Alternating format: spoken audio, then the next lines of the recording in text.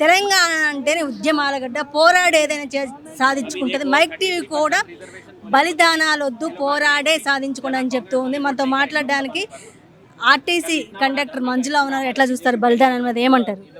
ఇప్పుడు ఇది శంకర్ గౌడ్ అన్న గారికి ఏంటంటే శ్రద్ధాంజలి మేడం. చాలా బాధాకరమైన విషయం.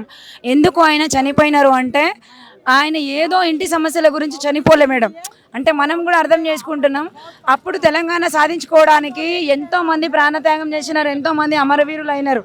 అప్పుడు తెలంగాణ రాష్ట్రం రావాలి అని చెప్పి ఆయన వస్తే మాకు మంచి చేస్తారేమో అని అప్పుడు కూడా చాలామంది తెలంగాణ కోసము స్ట్రైక్ చేసినప్పుడు సకల జైన్లు సమ్మె అప్పుడు ఉద్యోగాలు తీసేస్తాము అట్లా ఇట్లా అని బెదిరింపులు చేస్తే చాలామంది హార్ట్ అటాక్ తోడు కూడా చనిపోయినారు మేడం. అట్లాంటి సిచ్యువేషనే మళ్ళీ ఇప్పుడు ఈ ప్రభుత్వం వచ్చినప్పుడు కూడా వీళ్ళు కూడా ఎందుకు ఆలోచించుకుంటున్నారంటే ఆయన వచ్చినప్పుడే అట్లా చేసినారు కదా, ఈ సీఎం కూడా మాకు వచ్చినప్పుడు చేస్తా అన్నాడు రాగానే, ఈయన కూడా చేయలేదు. మేము పేదోళ్ళం ఉంటాము, మా పిల్లల స్కూల్ ఫీజులు ఉంటాయి, మాకు ఎన్నో సమస్యలు ఉంటాయి. మాకు బ్రతికున్నప్పుడు ఇవ్వనప్పుడు, మేము డ్యూటీలు చేసినప్పుడు మాకు ఇవ్వనప్పుడు, మాకు సమస్య లేనప్పుడు ఇవ్వడం కంటే మాకు బాధలు కష్టాలు ఉన్నప్పుడు ఇస్తారా ఇవ్వరా, ఇవ్వట్లేరు కాబట్టి. కానీ ఆయన మనసులో ఏదో మనస్తాపన బాధలోనే గురి అయ్యి ఆయన అలా పోసుకొని కాల్చుకోవడము అది చాలా ఏంటంటే మేడం అట్లా చేయకూడదు.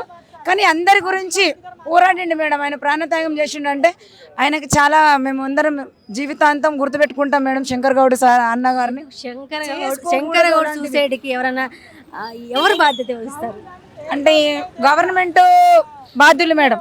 ఎందుకంటే ఒక గవర్నమెంట్ ఏం చేయట్లేదు అని ఆ గవర్నమెంట్ గురించి వాళ్ళు చేస్తే నేను ఏదైనా పిఆర్సీలు ఇస్తున్నా, గవర్నమెంట్లో విలీనం చేస్తున్నా అంటే ఒక హ్యాపీనెస్ గురించి టీవీ చూస్తే మేమేం చేసుకొని ప్రాణత్యాగం చేసుకునే అట్లాంటి మనుషులం కాదు. వీళ్ళు కూడా చేయరేమో, ఏ గవర్నమెంట్ వచ్చినా ఇంతేనేమో, మా బతుకులు ఇంతేనేమో, మా బతుకులు మారవేమో ఇంకా తెలంగాణ వచ్చినాక కూడా అన్నట్టుగాని మేము మేడం, మీరు నమ్మండి నమ్మకపోండి, నేను ఉన్న మాట చెప్తున్నా మేడం మీడియా ద్వారా. సీఎం కేసీఆర్ గారు ఉన్నప్పుడు ఆయన ఎట్లాగూ చేస్తలేడు కాబట్టి రేవంత్ రెడ్డి సార్ వస్తేనైనా మాకు చేస్తాడని చెప్పి ఇంతమంది ఓట్లన్నీ మాకు ఓట్లు ఉంటాయి కదా మేడం, అవన్నీ కాంగ్రెస్ కేసి కాంగ్రెస్ని గెలిపించుకున్నాం. ఎందుకంటే మాకు మంచి చేస్తాడు ఈ సార్ అని చెప్పి. సార్ వచ్చి 2.5 సంవత్సరాలు అయినా కూడా ఇప్పటివరకు మా మాట తీస్తలేదు, మా ఊసు లేదు, పలుకు లేదు, ఏమీ లేదు. మేము కష్టపడుతున్నాం కదా మేడం, కష్టపడిన దానికే అడుగుతున్నాం కదా మేడం. మా గురించి అందరికి ఇస్తున్నారు కదా, మేము కూడా అందులో ఒక మనుషులమని ఆలోచించండి, ఒక పెద్ద మనసుతో ఆలోచించండి. రేవంత్ రెడ్డి గారు మనసు మంచిదే, కానీ వాళ్ళ మాటలు పక్క వాళ్ళు సీఎం దగ్గర చాలామంది ఉంటారు కదా మేడం, మనకు ఐడియా లేదు ఎవరు ఏమనాలో కూడా. వాళ్ళందరూ మాటలు పట్టుకొని ఏం చేస్తున్నాడు సార్ మాకు అర్థం కావట్లేదు. కానీ సార్ ఇవ్వాలనుకుంటే ఇస్తాడు మేడం. ఆయన పెద్ద మనసు చేసుకొని ఇప్పటికైనా ప్రభుత్వం స్పందించి ఇట్లాంటి మరణాలు జరగకుండా ఉన్న వాళ్ళని కూడా గవర్నమెంట్లో విలీనం చేసి పిఆర్సీలు ఇచ్చి మాకు యూనియన్స్ని ఇవ్వాలి మేడం. యూనియన్స్ని ఇస్తే ఏంటంటే మాకు ఏదైనా సమస్య ఉంటే చెప్పుకుంటాం. ఫస్ట్ యూనియన్ని పునరుద్ధరించాలి. ఒక డ్రైవరు, కండక్టరు, ఒక కార్మికుడు, శ్రమికుడు, మెకానిక్లు కష్టపడుతున్నాము ఎండనక వాననక చలి అన్న కాబట్టి రోడ్డు మీద ఎన్నో బాధలు పడకుండా డ్యూటీలు చేస్తున్నాం మేడం.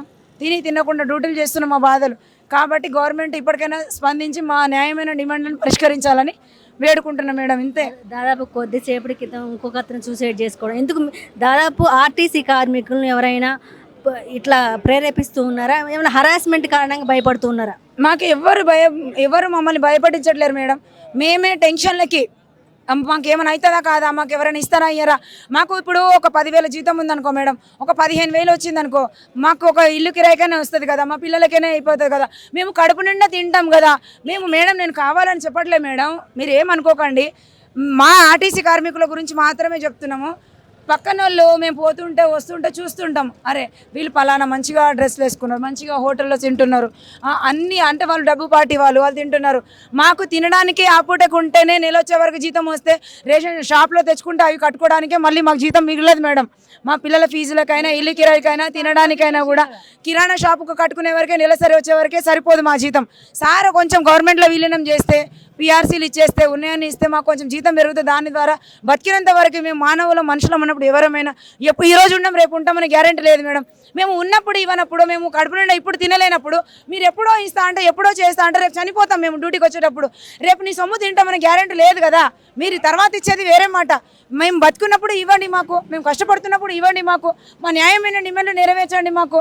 అంతే కదా మేడం, ఎవరిదైనా కూడా మేము అంతే అడుగుతున్నాం మేడం. మేము గవర్నమెంట్ని ఏం నిలదీస్తలేము, కష్టపడడానికి ఫలితం ఇవ్వండి సార్ అనే అడుగుతున్నాము. అంతే మేడం. Thank you madam. మీరు చెప్పండి. ఏం లేదు మేడం, మా ఒక కార్మికులందరి కడుపులో బాధ ఆవేదన అన్నీ ఏంటంటే ఉండని మేడం అది. ఏంటంటే మాకు విలీనం కంపల్సరీ మేడం. మాకేంటి ఇప్పుడు ఏదో పెద్ద ప్రాసెస్ చేయాలి అవన్నీ ఏం లేవు. 90% అయిపోయింది. ఒక డేట్ కట్ ఆఫ్ డేట్ ఇవ్వాలి, అది మీరు ఇవ్వండి, మమ్మల్ని ఉద్ధరించండి. ఇంక అంతకు మించి మేము ఎంతో వేడుకుంటున్నాం, అన్ని విధాలుగా మిమ్మల్ని వేడుకుంటున్నాం తప్ప మేము ఇంకా మిమ్మల్ని చేయగలిగేది ఏం లేదు. మేము కష్టజీవులం, మేము కష్టం చేసుకున్న దానికే అడుగుతున్నాం తప్ప మేము గొంతమ్మలు కోరికలు అడగట్లేదు. మా కనీసమైనవే అవి కూడా ఇస్తానని మ్యానుఫ్యాక్చర్లో పెట్టారు. మీరు ఇవ్వాలని అన్ని విధాలుగా ఆలోచించే కదా పెడతారు. మేము ఏదో గాలికైతే పెట్టారు కదా, పెట్టినప్పుడే అదే అడుగుతున్నాము. అది కూడా కేసీఆర్ గవర్నమెంట్లో ఉన్నప్పుడు వాళ్ళు మొత్తం 90% చేసి వెళ్ళినామంటున్నారు. గెజిట్ కూడా అయిపోయింది. దానికి ఒక డేటు కట్ ఆఫ్ డేటే కదా ఇవ్వాలి, అది ఇవ్వండి అని మేము అడుగుతున్నాము. అది మీకు కానప్పుడు, సాధ్యం కానప్పుడు మీరు ఎందుకు మ్యానుఫ్యాక్చర్లో పెట్టారు? మాకెందుకు ఆశలు కల్పించారు? ఇప్పుడు మేము తెలంగాణను మేము కోరుకొని మేము తెచ్చుకుంటే, సకల జనంలో సమ్మె చేసి తెచ్చుకుంటే ఈరోజు కేసీఆర్ గారు అనుభవించిపోయారు, వాళ్ళ ఫ్యామిలీ అనుభవిస్తున్నారు. ఇప్పుడు మీరు వచ్చారు, మీరు అనుభవిస్తున్నారు, మేమేమో రోడ్ల మీద కూర్చుంటున్నాము. మాకేముందండి? మరి మాకు ఇప్పుడు ఇవ్వవలసిన అవి ఇవ్వండి అంతే. మేము కోరేది ఏం లేదు. మాకు వేరే సోర్సెస్, మాకు డబ్బు వచ్చేది ఏది లేదు, మా ఉద్యోగం తప్ప. మాకేమి రేషన్ కార్డులు లేవు, మాకేమి వేరే ఇతర మాకు పెద్ద పెద్ద ఆస్తులు లేవు, మాకు పొలాలు లేవు, మాకు ఏమీ లేవు. మాకు ఉన్నదల్లా ఒక ఉద్యోగం. ఆ ఉద్యోగం జీతం రావాలి, అదే తినాలి, అదే పిల్లలు చదివించుకోవాలి, అదే అన్నీ చేసుకోవాలి. కాబట్టి దాన్ని మాకు 10 ఏళ్ళ నుంచి మీరు జీతం పెంచినప్పుడు మేము ఎట్లా బతుకుతాం? రేట్లు అయితే పెంచారు కదా, ప్రతిదీ రేట్లు పెరిగాయి కదా. మేము బియ్యం కొనుక్కోవాలి, పప్పులు ఉప్పులు కొనుక్కోవాలి, పిల్లలకు ఫీజులు కట్టుకోవాలి, కిరాయిలు కట్టుకోవాలి, ఇంటి కిరాయిలు కట్టుకోవాలి. మాకంటూ సొంత ఇల్లు లేవు. మేమేం పాపం చేశాము? మేము ఆర్టీసీలకు రావడమే చేసిన పాపమా? మేము గవర్నమెంట్కి సేవ చేయడమే పాపమా? మాకు ప్రతి గవర్నమెంట్ వచ్చి మమ్మల్ని ఏడిపించి పోవడమే తప్ప మాకేమి ఇవ్వట్లేదు కదా. ఏమనంటే మీరు ప్రతిపక్షాలు, వాళ్ళు మీ మీద ఏడుస్తారు, మీరు వాళ్ళ మీద ఏడుస్తారు, అంతేగాని మా మీద ఎందుకు రుద్దుతారండి? మాకు ఎవరు అవసరం లేదు. మా కష్టం, మా జాబ్, మేము డ్యూటీ చేసుకొని మా పిల్లలు, మా సంసారం కోసం మేము కష్టపడుతున్నాం. మేము కష్టపడడానికి మేము అడుగుతున్నాం అంతే తప్ప మేము ఇలా మిమ్మల్ని మేము బాధ పెట్టాలని కాదు. మమ్మల్ని మీరు బాధ పెట్టొద్దు అంతే నేను కోరుకుంటాను. సీఎం సార్, మహాలక్ష్మి స్కీమ్ వల్ల దాదాపు మీరు చాలా సఫర్ అవుతున్నారు అంటూ ఉన్నారు. 60 మంది ఎక్కాల్సిన బస్సులో 120 మంది, దాదాపు 200 మంది ఎక్కి వాళ్ళందరికీ టికెట్లు కొట్టాలి, ఒక టాస్క్. ఎట్లా ఫీల్ అవుతుంది? మేము ప్రభుత్వం ఏదైతే మాకు ఒక మహిళా టికెట్లు మహాలక్ష్మి పథకం అనేది ప్రవేశపెట్టిందో దాన్ని ఏ రకంగా మేము విజయవంతం చేయాలని 60 మంది ఎక్కాల్సిన బదులు 120 మంది ఎక్కినా, 150 మంది ఎక్కినా, దగ్గర 200 మంది ఎక్కినా మేము ప్రభుత్వం యొక్క విలువ నిలబెట్టడానికి మేము కష్టపడి పనే చేశాము. మాకు కొన్ని రకాల ఇబ్బందులు, అంత రష్ వల్ల మేము చాలా రకాల అంటే ఆరోగ్యపరమైన ఇబ్బందులు ఎదుర్కొన్నప్పటికీ మహాలక్ష్మి టికెట్లలో కొందరు కార్డులు తేకపోవడం వల్ల మా ఉద్యోగాలు సస్పెన్షన్ రిమూవల్ అయినప్పటికీ కూడా మేము ప్రభుత్వం మీద గౌరవం ఉంచి, యాజమాన్యం మీద గౌరవం ఉంచి ఆ పథకాన్ని మేము విజయవంతం చేయడానికి మేము సాయశక్తుల ప్రయత్నించాము. అది విజయం చాలా సక్సెస్ఫుల్గా నడిచింది. ఇవాళ రోజున మహాలక్ష్మి పథకం వల్ల ఆర్టీసీ లాభాల్లోకి వచ్చిందని వాళ్ళే పేపర్ స్టేట్మెంట్లు ఇస్తున్నారు. అంత చేసినా కూడా ఇవాళ మళ్ళీ మాకు ఏంటంటే ఆ మహాలక్ష్మి పథకాలకు సంబంధించిన మహిళల మేము కాదు, వాళ్ళు మహిళలు, వాళ్ళకి గౌరవం ఇవ్వాలి. కానీ మరి ఆర్టీసీలో ఉన్న వాళ్ళు మహిళలు కాదు, వాళ్ళకి గౌరవం ఇవ్వాల్సిన అవసరం లేదని అనుకుంటున్నారో మరేమో వాళ్ళకే తెలియాలండి. ఎట్లా దాదాపు ఆర్టీసీలో ఉన్న శంకర్ గౌడ్ బలిదానం జరిగింది. తెలంగాణ అంటే పోరాట గడ్డ, పోరాడి సాధించుకోవాలని బలిదానాలు ఎందుకు? ఏమైనా హెరాస్ చేస్తున్నారా అధికారులు? మామూలుగా మాకు ఈపీకేల కోసము, కేఎంపీల కోసము డిపోలో హెరాస్మెంట్ అనేది జరుగుతూనే ఉంటుంది. కానీ ఇది చనిపోవడం అనేది కరెక్ట్ కాదు. మేము దానికి చాలా చింతిస్తున్నాం. ఇక మీదట ఎవ్వరు మా తోటి సోదరిమణులు ఎవ్వరు ఇలాంటి పిచ్చి పనులకు పాల్పడవద్దని మేము మీడియా ముఖంగా ప్రతి ఒక్కళ్ళం తెలియజేస్తున్నాము. మనస్తాపం చెంది ఆయన అలా చేసుకోవడం కరెక్ట్ కాదు. హెరాస్మెంట్ అంటే ఇల్లీగల్ సమ్మని ప్రకటించారు, లేకపోతే ఇది చెయ్యమని చెప్తున్నారు, అవుతుందా అవదా అని ఒకలాంటి మనస్తాపానికి గురే ఆయన అలా చేసుకున్నాడు. కానీ అలా చేసుకోవడం కరెక్ట్ కాదండి. మేమందరికి కూడా అట్లా చేసుకోవద్దనే చెప్తున్నాము. పోరాడి సాధించాలి. అందులో ఆర్టీసీ వాళ్ళు అంటే పోరాటం చేయడానికే ఉన్నారు. 4 సంవత్సరాలకు ఒకసారి పే రివిజన్ అనేది అది మా హక్కు, అది డిపార్ట్మెంట్ రూల్స్లో ఉన్నదే, అది వాళ్ళు చేయాల్సిందే. కానీ దాన్ని చేయడానికి ప్రతి సంవత్సరం ప్రతి పే స్కేల్ కోసం మేము పోరాడే సాధించుకుంటున్నాం. ఇక దాన్ని ఒక ఆనవాయితీలాగా వీళ్ళు మార్చేశారు. ప్రభుత్వంలో ఏ పార్టీ ఉంటుంది పాలనలో అనేది లెక్క కాదు. వాళ్ళు ప్రజా పాలన పక్షంలో ఉన్నారు అంటే ఆర్టీసీ వాళ్ళు వాళ్ళకి శత్రువులు అవుతారు. వాళ్ళు పోరాడి వాళ్ళకి అగైనెస్ట్ పోరాడి సాధించుకోవాల్సిందే అనేది వీళ్ళు కూడా రుజువు చేశారు. అంతకుముందు గత ప్రభుత్వం, మధ్యలో వచ్చిన ప్రభుత్వం, అన్ని ప్రభుత్వాలకు కొట్లాడాం. మేము వస్తే మీకు కొట్లాడే అవసరం ఉండదు, మేము మిమ్మల్ని కడుపులో పెట్టుకొని చూసుకుంటాం, మీకు అన్ని చేస్తామని చెప్పారు. కానీ వాళ్ళు కూడా అదే కొట్లాడే పరిస్థితికి మమ్మల్ని దిగజార్చారు. మళ్ళీ మేము సమ్మెకు దిగినాము అంటే వాళ్ళే కారణం. ఎందుకంటే వాళ్ళు ఇస్తామని మాకు పెట్టిన కోరికలే మాకు ఎక్కువైపోయింది. ఎవరికైనా కానీ ఇస్తున్నారు అంటే తీసుకోవాలని ఆశ ఉంటుంది కదా. ఆయన పెట్టిన వచ్చేటప్పుడు ఏమన్నాడు ఆయన, నేను అందరికి ఆర్టీసీ వాళ్ళకి అన్నీ ఇస్తాను, కడుపులో పెట్టుకొని చూస్తా అన్నాడు.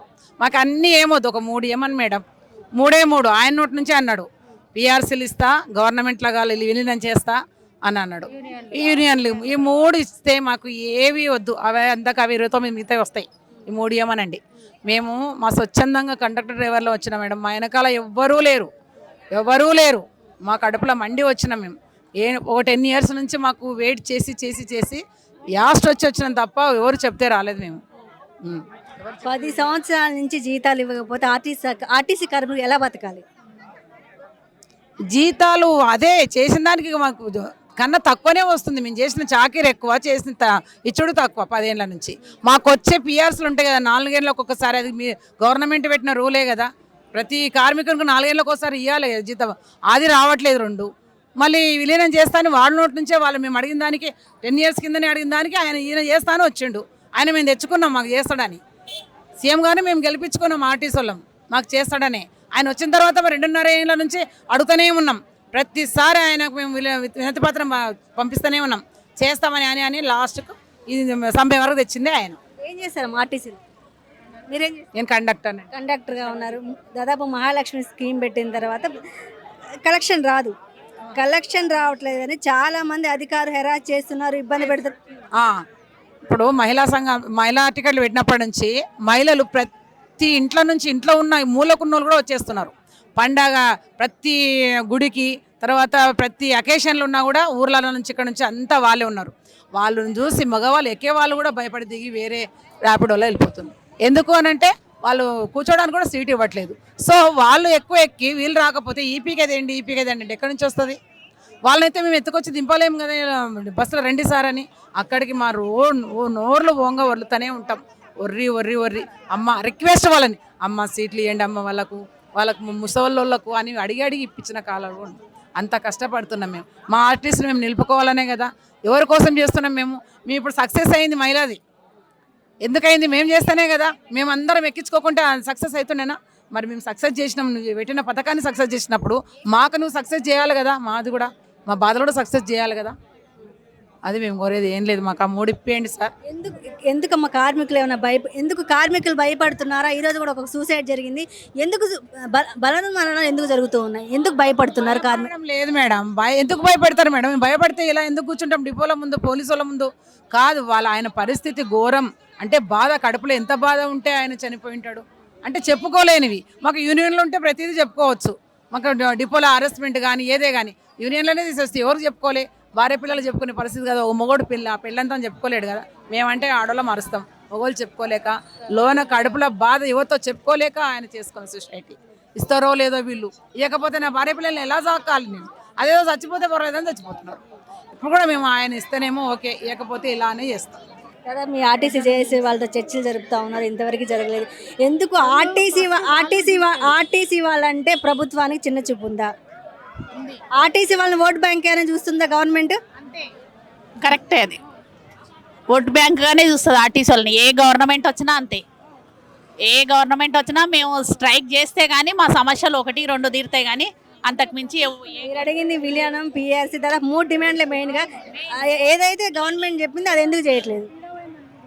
నిర్లక్ష్యం. మేము అంటే వాళ్ళకు గుర్తింపు లేదు. వీళ్ళు అడేటాలు ఎవరు లేరు. యూనియన్ అనేది ఉంటే మనకు ఒక కమిటీ ఉంటుంది, ఒకటి ఉంటారు లీడర్ అనేది. వాళ్ళందరూ పోయి మాట్లాడుతుంటే వాళ్ళకు ఇట్లా ఇంతమంది గ్యాదర్ కావాలంటే గ్యాదర్ కాలేరు కదా. ఒక యూనియన్ అనేది ఉంటే ఒక అన్నయ్య అదే ఇక్కడికి రావాలి, అందరు గ్యాదర్ కావాలి, మాట్లాడాలి, లేకపోతే మీ డ్యూటీలు మీరు చేసుకోండి, మేము పోయి మాట్లాడతాము అనేది ఉంటే వీళ్ళు కూడా వాళ్ళకి భయం అనేది ఉంటే యూనియన్ ఉందని. ఆ యూనియన్ మేమేం కొత్తగా అడగట్లేదు కదా, ఎప్పటి నుంచో ఉన్న యూనియన్ ఎందుకు తీసేసారు మధ్యలో? ఫస్ట్ కొత్తగా అయితే మేము పెట్టమని మేము అడగట్లేదు. ఫస్ట్ నుంచి యూనియన్ ఉంది. ఇది లేడీస్ కూడా ఫ్రీ అని పెట్టేసిర్రు. ఆ బడ్డీని కూడా మేము భరిస్తున్నాము. పెట్టినప్పుడు అన్ని భరిస్తున్నప్పుడు మమ్మల్ని కూడా వాళ్ళు ఆలోచన చేసుకోవాలి, అర్థం చేసుకోవాలి కదా. మాకు ఆర్టీసీలో మహిళా కార్మికులకు చాలా హరాస్మెంట్ జరుగుతుంది. కలెక్షన్ తీసుకురాకపోతే ఇబ్బంది పెడుతున్నారు, నీకు డబ్బులు తీసుకురావడం చేత అధికారులు వేధిస్తున్నారని వాస్తవమేనా? అవును, ఇప్పుడు ఫ్రీ బస్సు లేడీస్కి అయింది. లేడీస్ని అందరిని ఎక్కించుకోవాలని అంటారు. లేడీసే ఫుల్ అయినప్పుడు ఇంకా జెంట్స్ని ఎక్కడికి వెళ్ళి ఎక్కుతారు? వాళ్ళు ఎట్లాగో మేము మనీ పెడుతున్నాము, బస్సులో కంటే వెహికల్లో పోతామని వెళ్ళిపోతున్నారు. మీకు ఫ్రీ బస్సు అవి తెస్తున్నారు కానీ మనీ ఇవ్వట్లేదని మళ్ళీ మాకు కూడా టార్చర్ అయింది డిపోలలో. వీళ్ళే ఫుల్ అయినప్పుడు ఇంకా మనీ ఏడికెళ్ళి తీసుకొస్తాం మేము? మమ్మల్ని అట్లా కూడా మాకు నిజంగా చెప్పట్లేదు కానీ ప్రతి ఒక్కరికి టెన్షన్ ఉంది. మాకు రాత్రిపూట నిద్ర కూడా పట్టట్లేదు. పొద్దున్న డ్యూటీ ఉందంటే పొద్దున ఏం అడుగుతారో, మళ్ళీ కలెక్షన్ తీసుకొని పోకపోతే ఏమంటారో డిపోలలో. వాళ్ళకు డిపోలలో అడుగుతున్నారు, పైనుంచి ప్రెషర్ వస్తుంది వాళ్ళకు, వాళ్ళు మా మీద ప్రెషర్ పెడుతున్నారు. ఇంకా మేము ఉన్న బస్సులో ఎంతమంది పడితే వాళ్ళు అంతమందిని ఎక్కించుకుంటాం కానీ ఇంకా పైన ఏడైతే ఎక్కించుకోలేం కదా. మాకు కూడా ఉంటుంది, మేము జీతం ఇంత తింటున్నాం చేస్తున్నాము, మనం కూడా తీసుకురావాలని మాకు కూడా ఉంటుంది. కాకపోతే వాళ్ళు మొత్తం లేడీస్ ఎక్కుతుంటే మనీ రావాలంటే ఎట్లకెళ్ళి వస్తుంది? ఇప్పుడు ఫ్రీ అని లేడీస్కి వాళ్ళకి ఏం చెప్పలేదు, చెప్పకుండా వాళ్ళకు ఫ్రీ అని సీఎం ఇచ్చేసిండు. మాకు గవర్నమెంట్ విలీనం చేస్తామని చెప్పి అదొకటి చెప్పకపోతే మాకైతే బాధ అనిపిస్తుంది. 2 సంవత్సరాలు ఆగినా 3వ సంవత్సరం దానికి వస్తుంది, ఇంకా ఎన్ని రోజులు ఆగాలి? దాదాపు ఆర్టీసీలో ఉన్న శంకర్ గౌడ్ కావచ్చు బలం సూసైడ్ చేసుకోవడం జరిగింది. ఏమంటారమ్మా, ఎందుకు భయపడుతున్నారు? ఎందుకు తెలంగాణ అంటే పోరాటాలు గడ్డ, పోరాటాలు చేసి సాధించుకోవాలి కానీ ఎందుకు సూసైడ్ చేసుకుంటాం? కానీ ప్రతి ఒక్క నేను కూడా రాత్రి తెలుసు, నాకు మైండ్లో ఇదైపోయింది, ఇక రాదేమో, రేపు భవిష్యత్తు మా పిల్లలకు నేను ఏం పెట్టుకుంటాను అనే టెన్షన్ ప్రతి ఒక్కరికి ఉంది. కాకపోతే ధైర్యవంతులు కొంతమంది ఉంటారు, ధైర్యం లేకుండా రేపు నా పిల్లల పరిస్థితి ఏంది, ఇట్లనన్నా చనిపోతే ఏమైనా పైసలు వస్తాయేమో అని కూడా అట్లా కూడా సూసైడ్ చేసుకునే వాళ్ళు కూడా ఉన్నారు. అంతా ఏంటంటే వీళ్ళది చిన్న బతుకులండి మావి. ఆర్టీసీలది పెద్దగా గట్టిగా మాట్లాడలేము, ఏం మాట్లాడలేము. కాకపోతే జనాలతో ప్యాసింజర్తో మేము ఫ్రీగా ఉంటాం, వాళ్ళతో వరకు మాట్లాడగలుగుతాం. పై అధికారులతో పెద్దవాళ్ళతో అంటే మాట్లాడలేము మేము. కాబట్టి మాది అంత పెద్దగా ఉండదు మనసు అనేది, చిన్న చిన్న దాంట్లోకే ఇదైపోతుంటారు. కాకపోతే ధైర్యం తెచ్చుకోవాలి, మన ఫ్యామిలీ గురించి కూడా ఆలోచన చేయాలి. కాకపోతే ఎవరు సూసైడ్ అయితే చేసుకోకండి, ధైర్యంగా మనకు వచ్చేటివే మనం అడుగుతున్నాం. వేరేవి కావాలని వాళ్ళ నుంచి మనకు రావాలని అయితే మేము అడగట్లేదు. మాకు ఆయన సీఎం ఏం హామీ ఇచ్చిండో అవే అడుగుతున్నాం మేము. ఎందుకమ్మా ఆర్టీసీ కార్మికులు ఎందుకు భయాందోళనలో ఉన్నారు, ఎందుకు సూసైడ్ చేసుకున్నారు, ఏం చెప్తారు సూసైడ్ గురించి? ఈ కార్మికులకు ఏం చెప్తారు? చేసుకోవద్దండి, ఎవ్వరు సూసైడ్ చేసుకోండి. మనం బతికుండి పోరాడి సాధించుకోవాలి కానీ సూసైడ్ చేసుకుంటే మన సమస్యకు పరిష్కారం కాదు, మన సమ్మె నిర్వీర్యం అయిపోతుంది. ఇంతకుముందు కూడా 53 రోజులు చేసినాము, ఇట్లే సూసైడ్ చేసుకుంటుంటే అప్పుడు సమ్మె నిర్వీర్యం అయిపోయింది. ఇప్పుడు కూడా అందుకే ఎవ్వరు సూసైడ్ చేసుకోకండి, ధైర్యంగా సమ్మెలో పాల్గొనండి, ధైర్యంగా చేయండి కానీ సూసైడ్ మాత్రం ఎవ్వరు చేసుకోకండి. ఎందుకు ఏమైనా భయపడుతూ ఉన్నారా కార్మికులు? బాధపడుతున్నారు, ప్రెస్టేషన్ ఎక్కువైపోయింది. 2019లో 55 రోజులు సమ్మె చేసిండు కదా, 30 మంది చనిపోయినారు. అప్పుడు వాళ్ళ ఫ్యామిలీస్ ఇప్పుడు అడుక్కో తింటున్నారు. వాళ్ళు ఫ్యామిలీ పెద్ద మనిషి లేకపోతే రోడ్డు మీద పడతారు. మాకు మొదలై జీతాలు తక్కువ, 30 రోజులు డ్యూటీ చేస్తేనే మాకు శాలరీస్ తక్కువ. అటువంటిది మనిషి చచ్చిపోతే వాళ్ళ మీద ఆధారపడి ఫ్యామిలీ ఉంటుంది, సఫర్ గారా. అందుకని సూసైడ్ చేసుకోకుండా పోరాడాలి, అందరం కలిసి ఇంతమంది ఉంటున్నాం, సపోర్టు పోరాడాలని చెప్తున్నాం అందరికీ. రేవంత్ రెడ్డి అధికారంలోకి వచ్చే ముందు ఆర్టీసీ కార్మికులని కడుపులో పెట్టుకొని చూసుకుంటా, మరి చూసుకుంటున్నాడా? కాళ్ళ కింద ముళ్ళు కూడా తీసి నోటితోనే తీస్తా అన్నాడు ఆయన, మళ్ళీ ఇప్పుడు నోటితోనే తీస్తుండా, గొంతు కొరికేస్తున్నాడా? దాదాపు మీరు 3 రోజుల నుంచి సమ్మె చేస్తున్నారు, ఏమైనా రెస్పాన్స్ వచ్చిందా ప్రభుత్వం నుంచి? అంత ఇంట్రెస్ట్గా రెస్పాండ్ రాలేదు, ఏదో నామకే. మీ ఎండి నాగిరెడ్డి విధుల్లోకి హాజరు కాకపోతే సస్పెండ్ చేస్తాను, ఎంతవరకు కరెక్ట్ అంటారు?